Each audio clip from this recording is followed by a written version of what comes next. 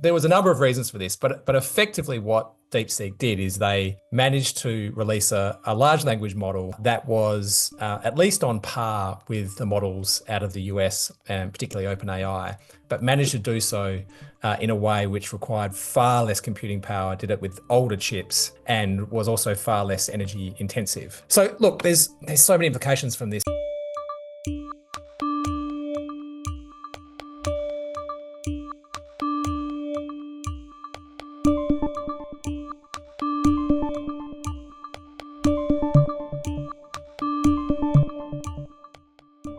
Welcome back to Burning Platforms for 2025, our podcast on the politics of technology, brought to you by Capita's Centre of the Public Square.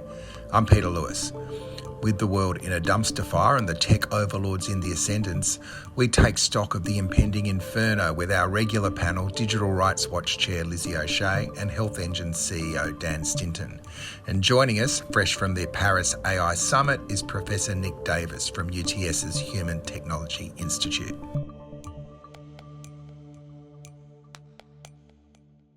So it has been a while.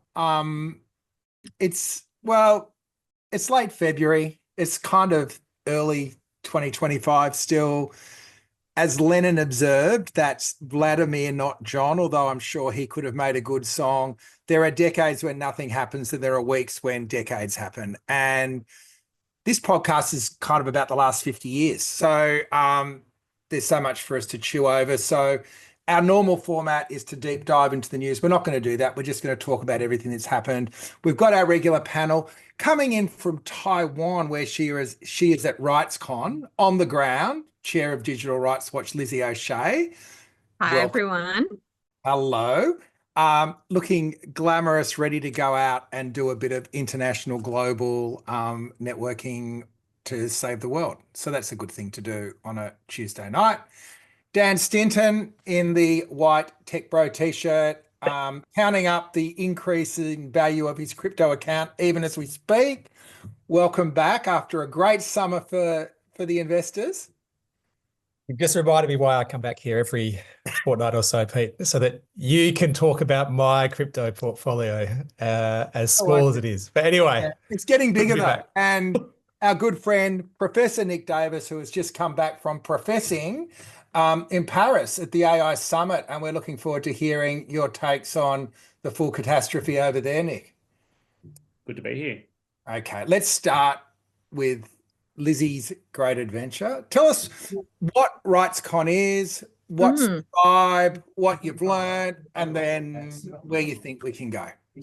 So RightsCon is the leading summit on human rights in the digital age. So it's a place in which lots of civil society organizations from around the world convene to talk about human rights in tech policy.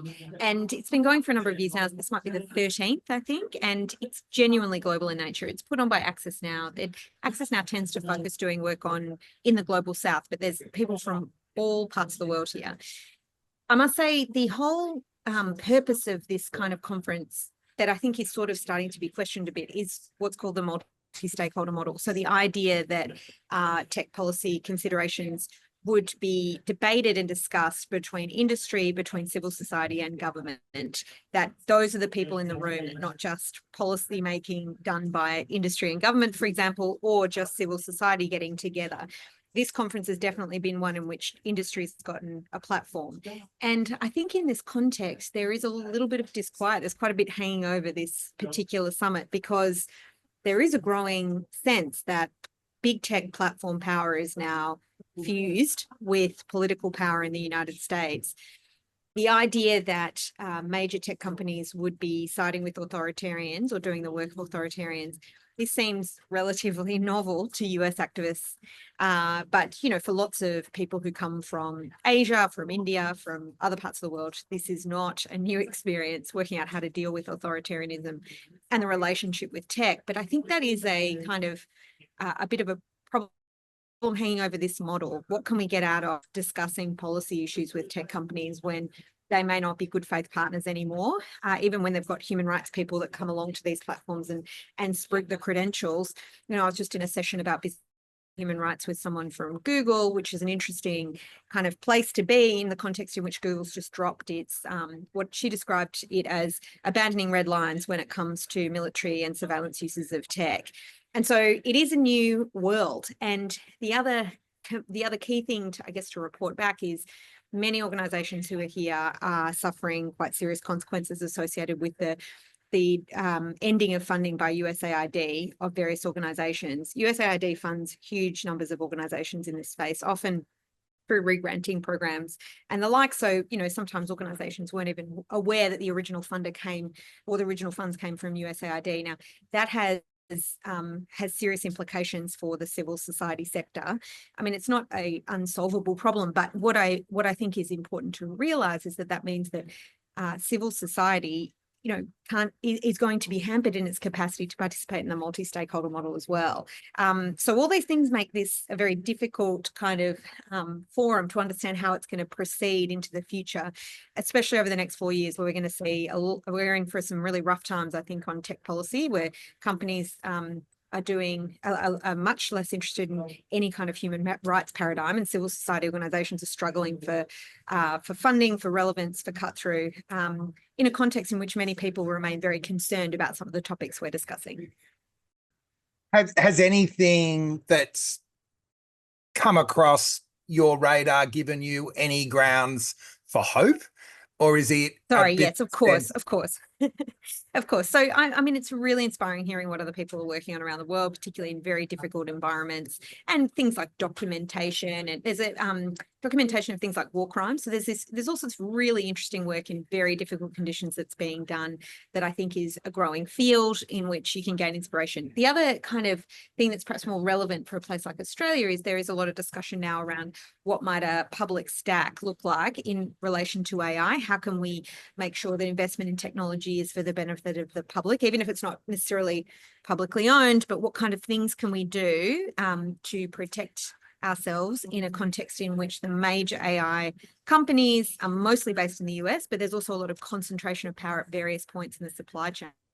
And I think a lot of the thinking coming out of civil society, of think tanks, is much more sophisticated than it was just a few years ago, which I think is an encouraging sign. So we're starting to build out that set of ideas for making or calling for an AI industry and a government response to the AI industry that is more likely to be publicly oriented, to have values associated with collective ideas of democracy and the public good, which I think is a good sign.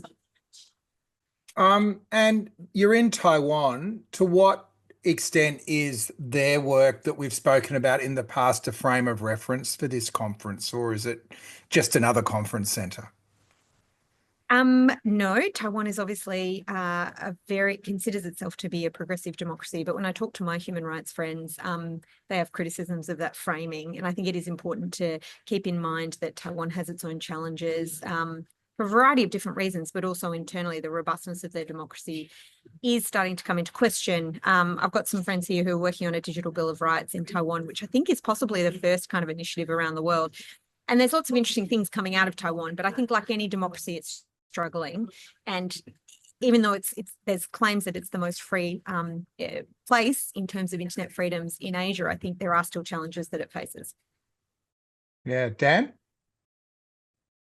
Lizzie, I've got a question for you that I think is related. Tell me if this has come up at all. Has there been any discussion of competition and whether competition policy is going to be able to be effective outside of the US when so much of as you touched on before, when so much of the digital economy is controlled by a small number of companies in Silicon Valley, or in the US at least? Is there any remedy which is being discussed as part of this, or am I on the wrong track? That's such a good question. So I think the short answer is yes. People recognize that even in questions about how do you divide liability between deployers and developers of AI, for example, that market power is a relevant consideration in terms of understanding who might be responsible for bad behavior in AI. So absolutely, I think market power and market concentration is something that is in issue, or certainly being discussed.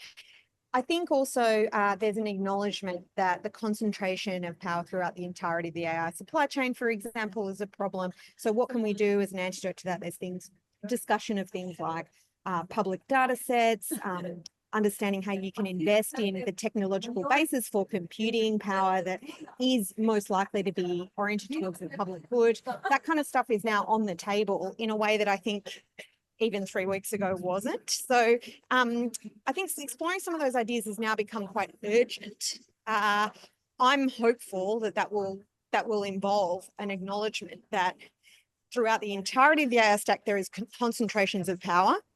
And then government has a role to play with things like, data with computing power.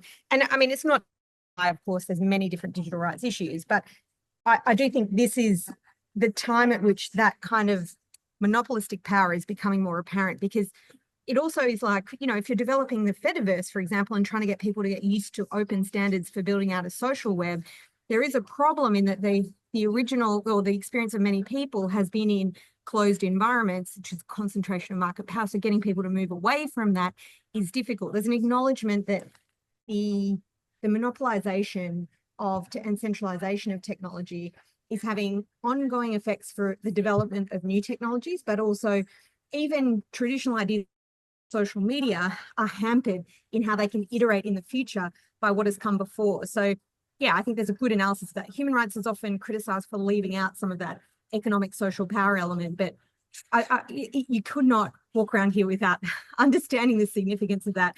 I think anyone who works in a civil organization appreciates those challenges.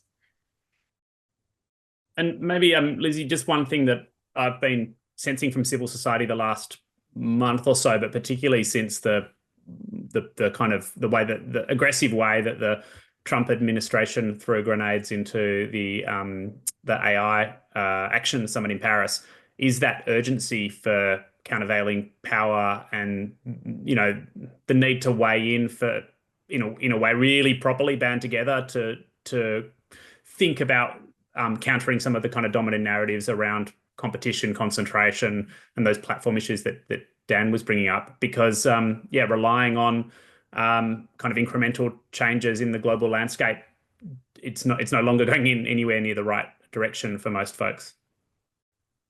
Yeah, and I mean, particularly, we're going to talk about the executive order that just came out, but there's an understanding now that the US state is using its power to protect US companies. So that has serious implications for everything they touch. To what extent can you expect them to comply with local domestic laws outside of the US in circumstances where you might face trade restrictions associated with trying to enforce your local laws? So that does mean that in some ways they almost become entities that are really only beholden to one set of laws, which is in the United States. And you sort of have to treat them like that, even if you're not, even if you've got other options for enforcing local laws, whatever it may be, even requiring certain things of companies.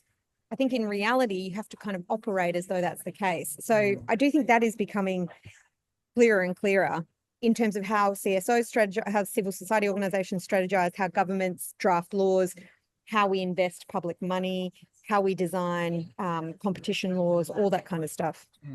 Well, earlier today, Sydney Uni launched their AI initiative, which is called the Centre of AI Trust in Government, short CATE. And speaking at the launch, Kimberly Weatherall made a really interesting point, which is at the moment, we need to move really, really fast and think really, really deeply, and sort of, you've got to move fast without rushing. And I think it's worth just sort of sitting in this moment. So last November, I think the last time we recorded Burning Platforms, Trump had just won. He hadn't obviously taken office. How has the world changed since then? So, well, apart from the tech overlords basically running the world, how are they doing that? They've scrapped the executive order on AI that Alondra Nelson produced and Biden signed last year. They've basically sent a message that big tech platforms should not be regulated in any part of the world. And JD Vance's Munich address was quite a remarkable piece of work. They've sacked Lena Khan. They've stopped all those trust actions. They basically changed the frame that we were working on, which was of a sense of sensible regulation. And then in the middle of all that, the Chinese release another version of a large language model called DeepMind, and everyone thought it was pretty great. Dan, you think it's pretty great? Well, mostly. I mean, there's as ever, there's some downsides to this, but it's fascinating at the very least. And there's so many. I mean, there's so many avenues we can go down when it comes to Trump's executive order and the new administration's approach to tech. But let me focus on DeepSeek for the time being. Thank you. I always get my language wrong, but we can do a late edit. No, we won't. I embrace my ignorance. Yes. Anyway, I think everyone knows what we're talking about. So just in case you don't, DeepSeek model that came out of China, I'm not sure how long ago now, a few weeks ago. And it basically was the result or resulted in one of the single biggest crashes in tech stocks in probably more than a decade. And there was a number of reasons for this, but effectively what DeepSeek did is they managed to release a large language model that was at least on par with the models out of the US, and particularly OpenAI, but managed to do so in a way which required far less computing power, did it with older chips, and was also far less energy intensive. So look, there's so many implications from this, but I want to talk about three if I could. The first is commercial, right? So up until now, the narrative coming out of, I guess, the US and I guess everywhere else was that AI was really going to upend some of the economic foundations of the internet. And that is that for the last, 2 decades or so, most of the big internet platforms have operated on a next to zero marginal cost in order to service their users. But the difference with AI was that it required such a huge amount of computing power that you had to charge it on a usage basis.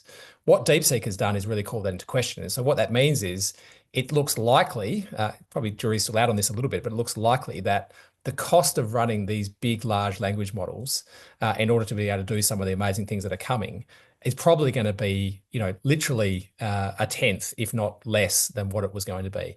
And that means that it opens up the possibility of applications around the world to be able to develop AI applications in every market at a lot cheaper rate.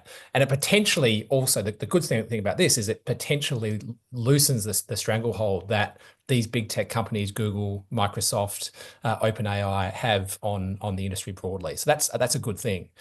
The second implication is geopolitical. I think this is probably the least exciting part or the least interesting part of this, although it's probably the part that's got the most attention. And that is that this is a Chinese model, and therefore, because there isn't a separation between the Chinese government or the CCP and Chinese-based tech companies, that there is the possibility that the CCP can get access to all of the data that is collected as part of using this model and also potentially manipulate that data.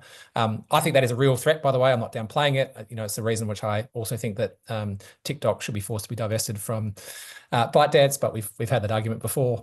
The last implication is one which is, I think, really hopeful, and then I'll finish my spiel. And that is that the opportunity that I think this opens up for Australia. So up until now, we haven't seen any substantial investment in building an Australian large language model, because most people have assumed that the infrastructure cost of buying enough NVIDIA chips was so high as to be pointless. And in many ways, this mirrors the cloud infrastructure development of the last couple of decades, where AWS, Google, and Microsoft Azure were basically the only companies that could have the infrastructure, and they ended up hosting almost every website and mobile app on the planet. There are, however, a couple of exceptions to this. I just returned from India a week or two ago, and there is a domestic cloud service provider over there called Utho. I've probably pronounced that badly, but it's materially cheaper than AWS and others. And I think what that shows is Australia also has the potential here to be able to develop its own LLM and develop its own infrastructure to be able to power the internet and digital platforms of the future. And so what I'm hoping comes out of this is that we're going to see that happen. And we're not going to just be reliant on the OpenAIs and the Googles and the Microsoft or Amazons of the world, or Facebook as they're investing as well, and instead can have some domestically produced models which can power Australian companies. And hopefully reduce some of the risks, which we're probably going to touch on in a second with regards to the instability of the US. But anyway, there's a big overview. Nick, it reminds me of evidence you gave last year to some senators in one of the many inquiries into the future of AI that was held last year, where you basically brazenly said, well, we could build an Australian language model. And they said, how much do you think it would cost you? 100 mil. Like, you knew something they didn't at the time. And did you ever put in, because it feels like you pumped up the volume, the price a little bit? Look, I mean, Dan makes a great point that, we've probably seen with DeepSeek's kind of 2 or 3 innovations in their mixture of experts and the way that they've kind of optimized the training. We have seen probably a good third to, cut down, maybe not quite an order of magnitude in terms of total training costs, but close to in terms of what they've published.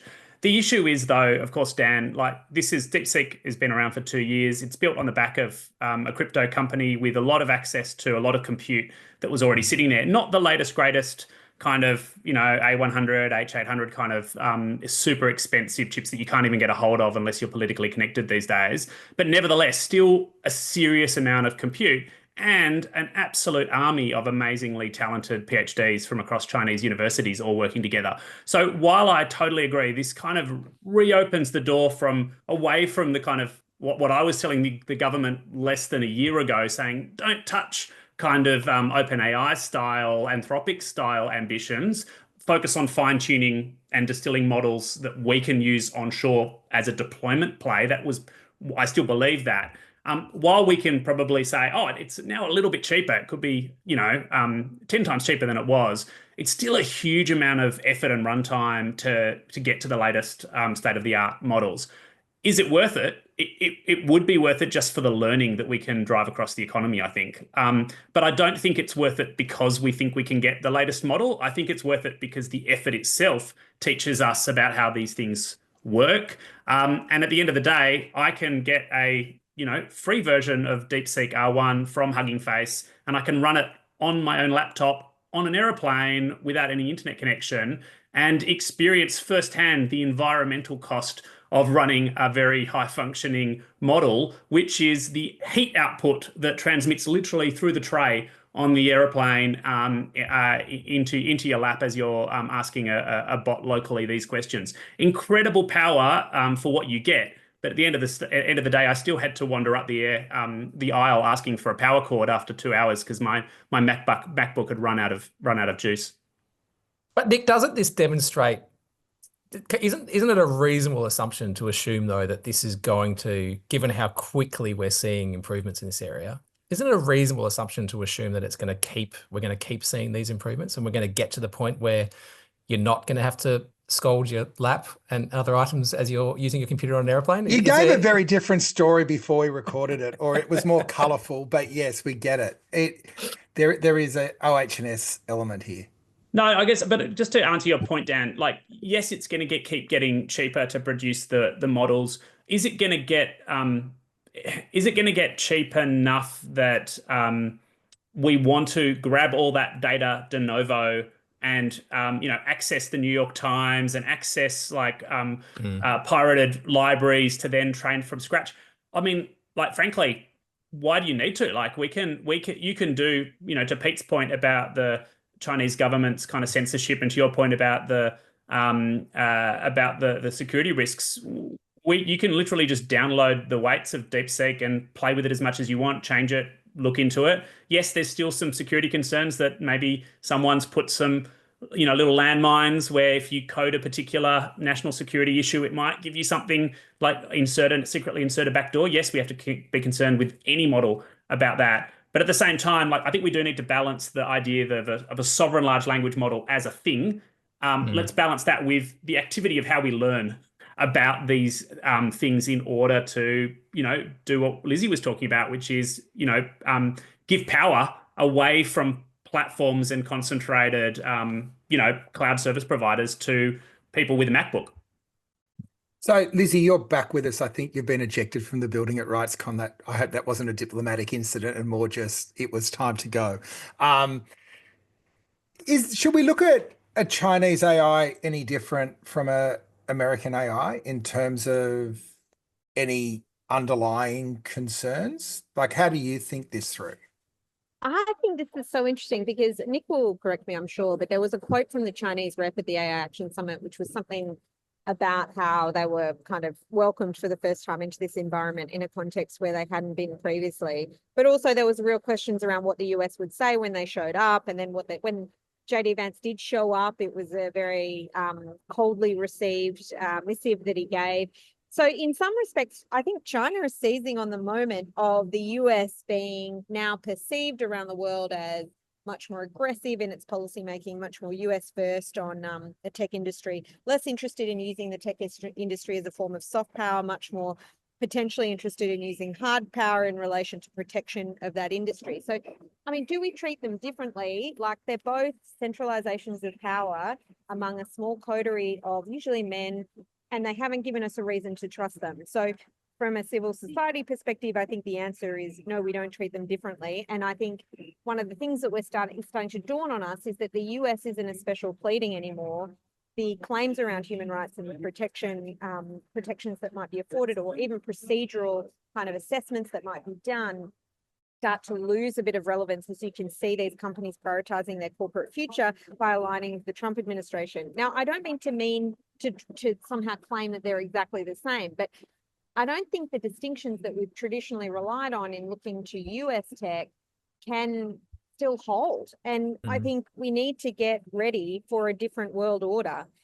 The tech industry has played its hand and they're aligning with authoritarianism in the US. And we need to, as a democracy, I think Australia needs to defend that and figure out how that works in technology policy, which involves thinking about public tech, not reliance on US and the US, and that can involve policies around procurement as well as investment, all sorts of things. But I think we should be it's time. This is the time in which we have to reassess how we've dealt with the US, and for civil society people, that might not be as big a leap to take, but certainly within government, I think we're going to have a bit of a struggle going on. Or I'm interested to see how the federal government, whoever gets elected in the next election as well, does respond to this, because the special relationship doesn't seem to hold much weight anymore. And I don't think we can always assume that democratic principles will be subscribed to by our friends across the Pacific. And that's probably the next bit, which is a jump into getting Nick's take on the global scene. But over the weekend, there was this executive order that came out. I'm not going to try to do a Trump accent, but it is wild. Defending American companies and innovators from overseas extortion and unfair fines and penalties.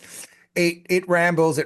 Instead of empowering their own workers and economies, foreign governments have increasingly exerted extraterritorial authority over American companies, particularly in the tech sector, hindering these companies' success because they're not succeeding, and appropriating revenues that should contribute to our nation's well-being, not theirs.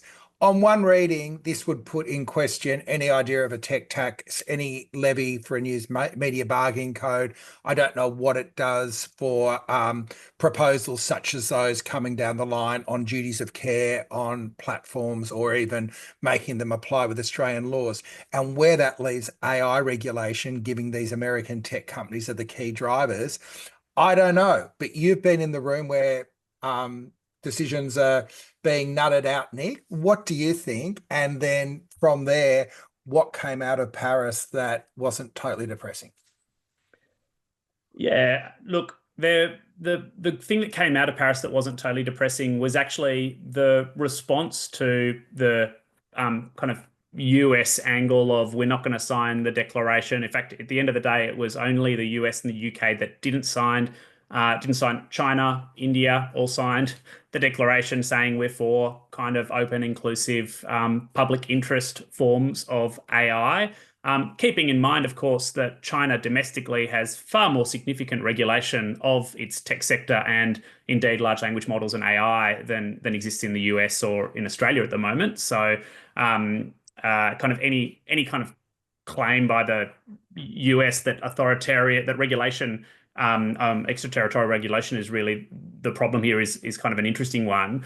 But I think the key takeaway for me was this idea that so many countries, and I overheard, like, was part of many conversations where it was saying, well, we just can't rely on the US anymore for this. We can't think about this as a let's wait for the White House to make a move. We can still look to California, and remember that last year, Governor Newsom signed something like 16 different laws related to AI in California, even though he vetoed one particular key law. But this idea that we can and should band together as interested deployers and kind of companies and organizations and states that are looking to make the best out of public interest AI, that was clearly a theme that retained in the and was part of the summit, even though people were obviously really upset and disappointed at the geopoliticization by JD Vance and the Trump administration. I guess the kind of takeaway that I kind of have running in my head from that executive order that you read out is this idea that suddenly AI has become too geopolitical to govern. It's too associated with who gets to win at some really abstract race. A race, as someone that we all know, Daniel Stone, has pointed out, is a terrible metaphor because it pushes everyone towards this elite group of concentrated champions running, head to head in a kind of zero-sum game kind of idea, when actually what we want economically, socially, from kind of day to day in the economy is actually this to raise productivity and allow more people to do more things, have more time, not actually concentrating any more power than we already have in this sector. I'll shut up by saying the really interesting bit of this, in addition to the launch of the current AI initiative, that was about 350 million euros around this idea of public interest infrastructure. So compute, data, supporting exactly, Dan, what you were talking about before, more broad-based approaches to learning about and using kind of advanced models. But the other big announcement was about 150 billion euros worth of money into investments outside the UK and US. So precisely kind of looking to provide a little bit of a counterweight to those kind of big powers, particularly in the US.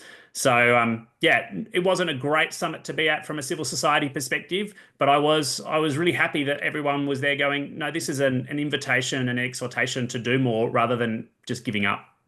So let's wind back a bit. What was the involvement that you had there, and what were you sent to do? So the AI Action Summit was the third in a series of meetings nominally about what's called AI safety. So the first was at Bletchley Park and in 2023, and then we had Seoul. And the idea behind these was really a kind of a nation state level discussion on how to get the best out of AI and stop the world from blowing up. This was hosted. Fair enough. This was co-hosted by India and France, and was renamed to be an action summit precisely because people want to feel more hopeful and opportunistic and opportunity driven about AI. I was there supported by the Department of Foreign Affairs and Trade with the Human Technology Institute to run a series of discussions and engagements on what this looks like in Asia Pacific. So bringing together lots of essentially national interests in our region, thinking about, well, how do we do this here? What does it mean for linguistic aspects? What does it mean for access to computing power, access to connectivity? And we had Joe Stiglitz, a Nobel Prize-winning economist, basically railing against the tech companies, saying if there's one thing that needs to be done in the region, it is supporting workers and supporting a broad-based use of AI rather than just creating new markets for American and other companies to dominate. You reckon, Nick, that it's going to become like the COP of like the climate equivalent or the AI equivalent of the COP summit? Because that is one thing I think civil society could engage with more, having side events. COP is a place in which people protest, people organise through civil society as well. And I wonder if that's the kind of future. Are we going to get this every year, and is it going to be contentious in this way? Do you see a future for it? I see a future for it from the perspective that actually there was huge civil society engagement. And I say the one thing the French government did really well was open this up in a number of different ways to global civil society. They did a huge listening and consultation exercise that had about 40,000 people contributing their ideas pre-summit.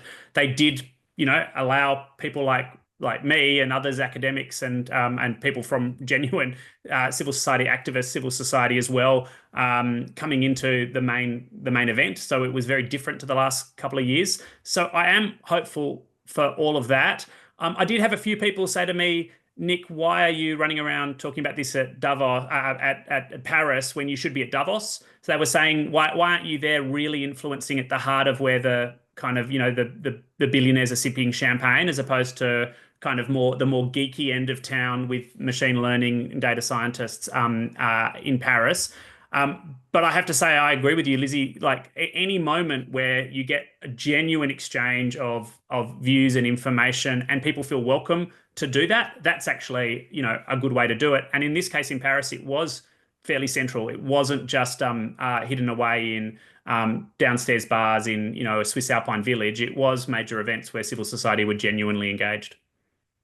When you say civil society, what do you mean though? Academics, or was there... No. I mean, there were Access Now was there, who obviously running RightsCon. We had groups like Data and Society. We had the Ada Lovelace Institute. In fact, there was a kind of an ending event the day after the summit finished, which featured about 50 global civil society people all coming together to make sense of what was happening, which was a really encouraging sign. And a lot of coordination is going on around these issues as a result of the need to do something and not just wait for regulation to appear.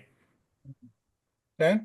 So Nick, what should Australia do? Like, what are the lessons that you would take out of this? Like, what should Australian government, Australian civil society, like, what action should we be taking?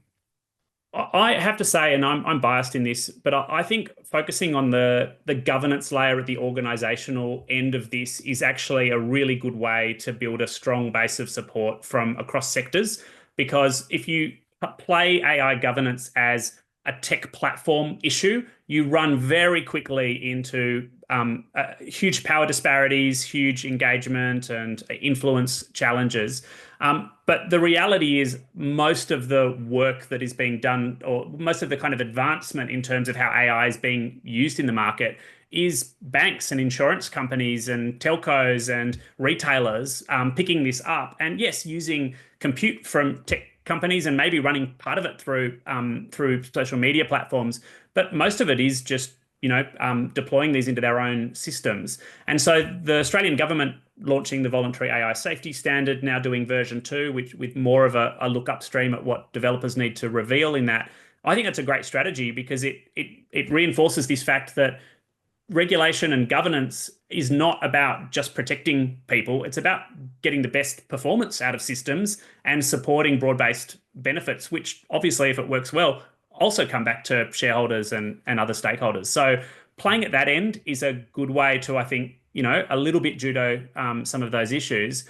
And secondly, continuing to align with the EU makes a lot of sense because a lot of Australian businesses and aspirational businesses do have exposure, just like we've seen with privacy with the GDPR. They've got exposure to European customers and partners, and the EU AI Act is now half in force. As of last month, as of 1st of Feb, a lot came online, and we've got enforcement starting next year in 2026. So looking to see just aligning from a market perspective with what high risk looks like in that market and making sure that we're at least thinking about how to stay aligned. I think that's also a good strategy given how big the European market is. I know you're an optimistic guy, Nick, but reading the reports out of the summit, it didn't sound nearly as positive as you're making out. It seemed like there was an agreement of a strategic shift towards running the business model rather than the social model, that the red lines were basically going to be rubbed out and the guardrails were going to be dropped to the point where they were really just marks on the sidewalk. wasn't that the downside of what was going on? There was definitely I had pretty low expectations, to be honest. So maybe, Pete, that's why I'm being a bit more optimistic than most. There was a really unfortunate dynamic in Paris where the AI safety folk, so the hardcore, we've got to stop the world from blowing up. We've got to stop AI agents from getting out into the wild and wreaking havoc. We've got to stop the proliferation of really faulty or maliciously used large language models that can cause a huge amount of harm. Those issues that are like big, sometimes even existential issues. Those folks were criticizing the communique for not being hard enough, not being strong enough on AI safety. And then you had the other side of folks criticizing the communique for being anti-innovation. So there's an unfortunate dynamic there where the middle was squeezed. And as someone who thinks of themselves as in that middle, working on daily human rights-based harms and concerns and opportunities as well, I did feel like the space was getting narrower. But at the same time, every single person I spoke to about what we can do in the region really in a practical, matter-of-fact way about using tools more responsibly was saying to me, hell yeah. Like they were all saying, absolutely, we're not, we're taking this as an invitation to do more, not less. I got an invitation from a group of African states to come to Kigali and spend time with them at the meeting, the next big AI meeting in that region, which is in a couple of months' time in Rwanda. We can talk about Rwanda and its human rights issues separately, maybe. But the fact that the world was thinking in that way of, yes, this is disappointing, but it's only kind of stiffening our backs in terms of practical action. I thought people were really quite positive in that way, and no one was saying global regulation is dead. They were just saying US regulation is dead, and it's harder to achieve without that pull. But they definitely weren't saying we're giving up sovereignty. No one was saying we're going to let companies just run rife in our backyard. And I think that would be the wrong message to take away from this recent executive order. I think it's another hand grenade, and it is worrisome because it shifts the Overton window. Like it makes us accept more compromises in advance than we might need to when we go into a negotiation. But it certainly shouldn't scare us away from sticking to our principles and to the whole concept of sovereignty and the fact that we do have law here in Australia that applies to activities here in Australia. Lizzie? Yeah, it is interesting. Like I went to a great session at RightsCon, which is a classic, only happens at RightsCon type event, talking about democratizing the full stack of the AI. And one of the guys talking about computing power was saying, we shouldn't talk about sovereignty because the reality is we still maintains, I suppose, to build some of these models is going to require cooperation across multiple different jurisdictions rather than one country hoarding all the GPU cards or whatever that you need to build out an AI functionality. And I guess that is a call, I think, to look to governance measures that will exist across borders that are cooperative, that are aligned around values. I mean, I'm loath to use that term because it's become so value laden in and of itself in the geopolitical context, but that are focused on maybe democracy, human rights ideally, but at least less, like a transparency and an openness and accountability to the public. And I think that is something that we should take out of those summits, that there's the capability there. And certainly there's the interest from lots of different people working in lots of different spaces for that to occur. And we sort of don't really have a choice as well. So this is going to be what our future looks like.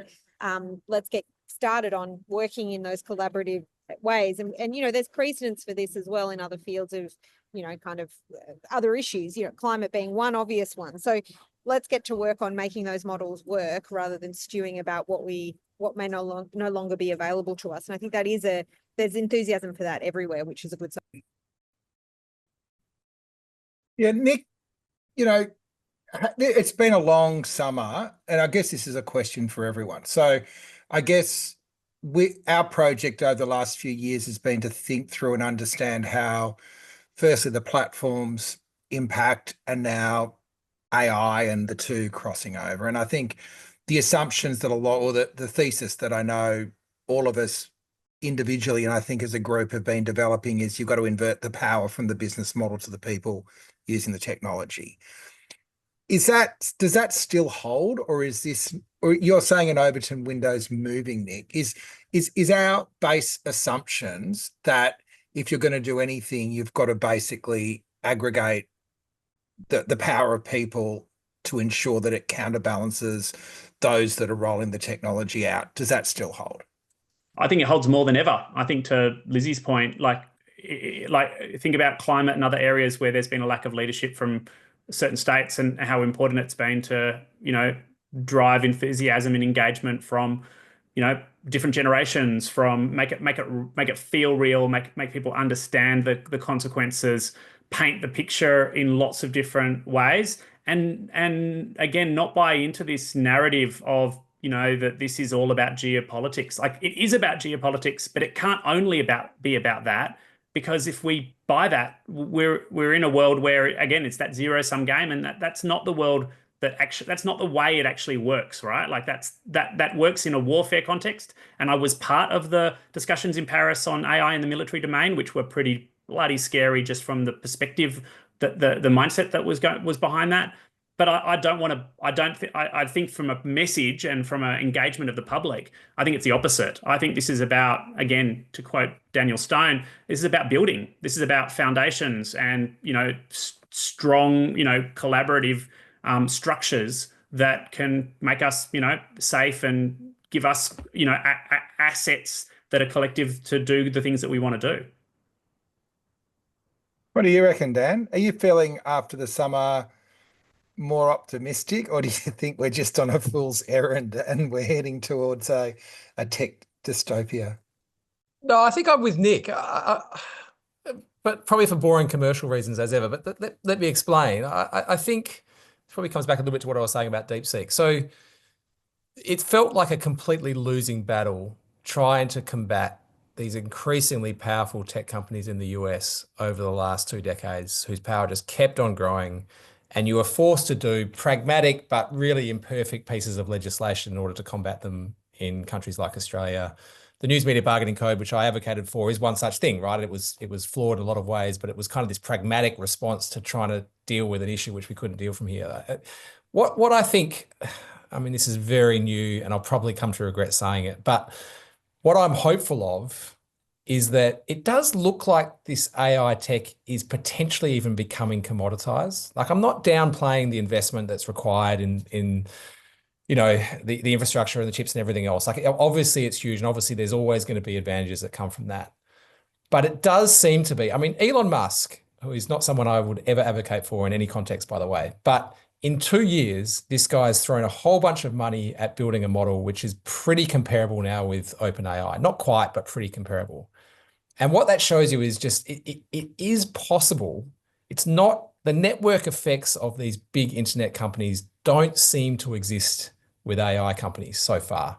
They might get that way. It might keep going that way. The market seems to think it probably will. But I'm a little bit more hopeful than I was a few years ago to think that maybe we're going to see a democratization of the tech a little bit more around the world. Maybe we're going to see it possible that we're going to be less reliant on these big companies based overseas, and hopefully in countries that are sensible like Australia, we'll see the democratic side of that having an influence over what kind of models are created and how they're governed. Lizzie, before you rush off to plan the next phase of the resistance, how are you feeling at this point after the summer, ready to launch into another year and in the middle of a global conference confronting our collective mortality? I'm enthused. I mean, we don't have a choice, right? Hope's not a luxury. It's just something we've got to work on. Like, I still remain convinced that some of the biggest problems that we face in the world, technology is going to be part of the solution. So we need to fight for that technology and decision-making around it to be within the control of the public. We've got to build a public that's capable of holding decision makers to account, that understands how industry operates. That task has not changed in many ways. It's, of course, urgent. It has been for a long time. Things, in fact, look more stark in some respects in the public sphere, which assists with making that argument. I think there's lots of work to do. I really do also want to to focus on movement building. Sometimes I think civil society organizations think that if we have the right ideas, it's just a matter of them being picked up at the right moment. Now, I think that's like a non-negotiable, but it's not the only thing we need. We also need a animated, engaged public who understands these topics. We've got a hard job because working out how to explain privacy, how to explain AI and computing power, how we explain like the various regulatory measures that can be taken by governments to assist us, and why they don't, or what we can do to put pressure on them. These are all difficult things to explain, but we've just got to get better at it and keep practicing and trying and working really hard. There are opportunities here. It's not all doom and gloom, and it's more there's a greater imperative to make sure we use those opportunities shrewdly, but we shouldn't assume they don't exist. And in fact, it's going to be a very vibrant, exciting movement to be a part of because there's so much to win. So I would, that's how I feel. Ultimately, excited for this phase of the work. On that note, yep, I'm up for it. Let's keep going every fortnight. Let's find interesting. You go off and get some guests for Burning Platform now for dinner. Nick's got a good book as well. So look, thanks everyone for making yourselves available. Our international travellers and our people that spend most of their good time at home. And yeah, we'll be back in another fortnight. Thanks, guys. Thanks, mate. Cheers.